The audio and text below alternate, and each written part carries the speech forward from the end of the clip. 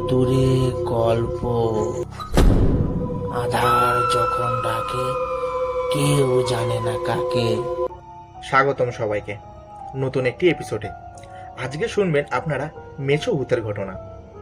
আপনারা যেরকম ভাবে ভুতুরে গল্পকে সাপোর্ট করছেন সেরকম ভাবে ভুতুরে গল্পকে সাপোর্ট করবেন, আর আমাদের ঘটনাগুলো প্রচুর মানুষের সাথে শেয়ার করবেন।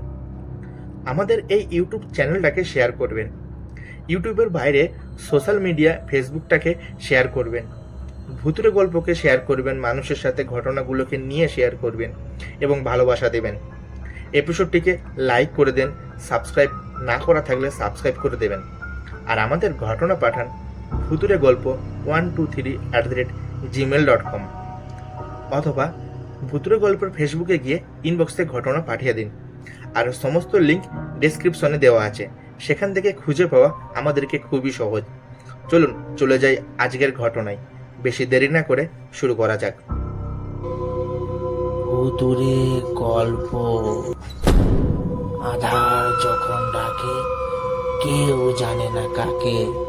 গ্রাম বাংলার অচপাড়াগা নদী, খাল, বিল আর পুকুরে ঘেরা এক শান্ত জনপদ।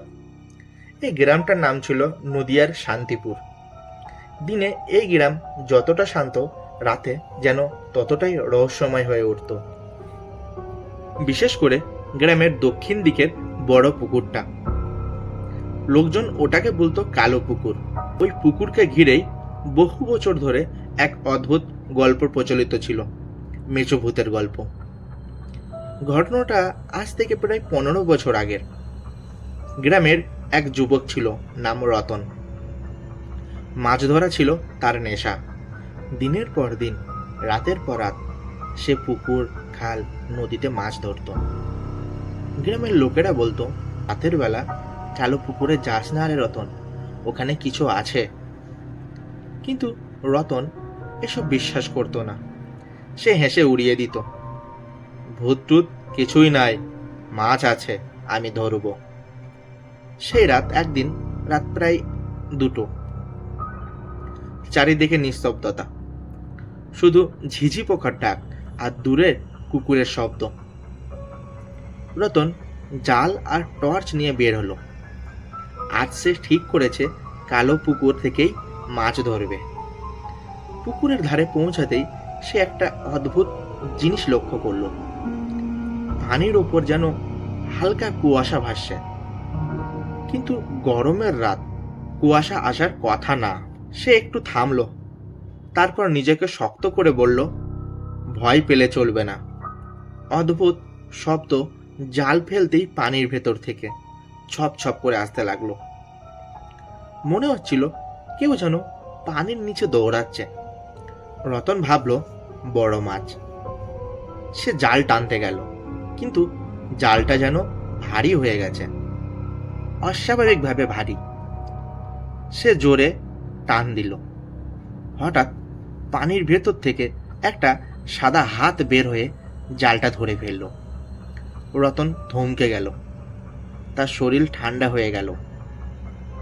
মুখোমুখি টর্চের আলো ফেলতেই সে যা দেখল আজও কেউ ভুলতে পারে না। একটা লম্বা কঙ্কালসার শরীর, চোখ দুটো লাল, মুখে তাজা মাছের রক্ত, আর পুরো শরীর ভিজে। সে জিনিসটা ধীরে ধীরে পানির ভেতর থেকে উঠতে লাগলো। তার গলা থেকে ভেসে এলো কর্কশ শব্দ, আমার মাছ কে নিলি, আমার মাছ। রতনের হাত থেকে টর্চ পড়ে গেল। রতন প্রাণপণে দৌড়াতে লাগলো। পিছন থেকে শুনতে পাচ্ছিল, মাছ দে, মাছ দে। তার মনে হচ্ছিল কেউ তাকে অনুসরণ করছে। দৌড়াতে দৌড়াতে হঠাৎ সে পড়ে গেল। তারপর আর কিছুই মনে নেই। পরদিন সকালে গ্রামের লোকেরা রতনকে পুকুরের ধারে অজ্ঞান অবস্থায় খুঁজে পায়। তার শরীর কাঁপছিল, ঠোঁট নীল হয়ে গিয়েছিল। চোখ খুলে সে শুধু একটা কথাই বলছিল, ওটা মানুষ না, মাছ খায়। আমার জাল ছিঁড়ে দিল। তার জালটা সত্যি ছেঁড়া ছিল।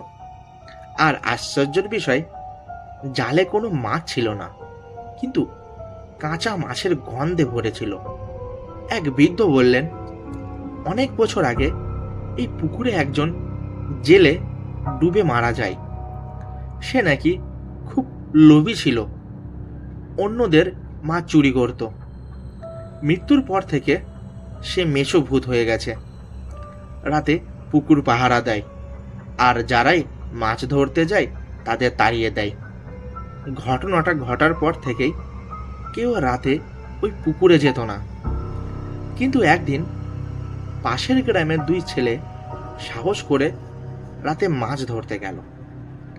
পরদিন সকালে তাদের জাল পুকুরের ধারে পাওয়া যায়, কিন্তু তারা দুজন আর কখনো ফিরে আসেনি।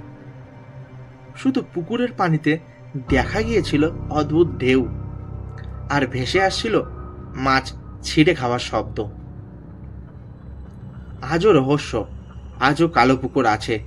দিনে শান্ত, কিন্তু রাতে কেউ ওদিকে যায় না। মাঝে মাঝে গ্রামের লোকেরা বলে রাত 3টার দিকে পানির ওপর একটা ছায়া দেখা যায়, আর শোনা যায়, মাছ দে, মাছ দে।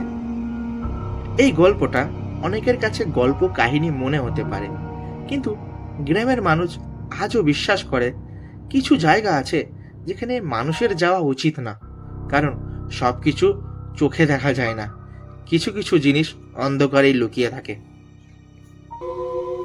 ভুতুরে গল্প। আধার যখন ডাকে, কেউ জানে না কাকে। আশা করি এই এপিসোডটি আপনাদের ভালো লেগেছে। আপনাদের কেমন লেগেছে অবশ্যই কমেন্ট করে জানাতে একদম ভুলবেন না। সেই কমেন্টগুলো পড়ব, দেখব যে আপনাদের সকলের এই এপিসোডটি কেমন লেগেছে।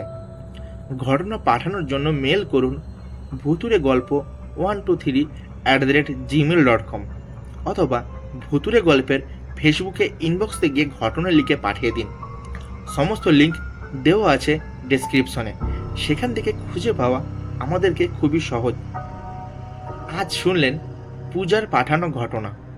পূজা আমাদের খুব সুন্দর সুন্দর ঘটনা উপহার দিয়ে থাকে, আর আমাদের এই ভুতুরে গল্প পরিবার আরও বড় হোক।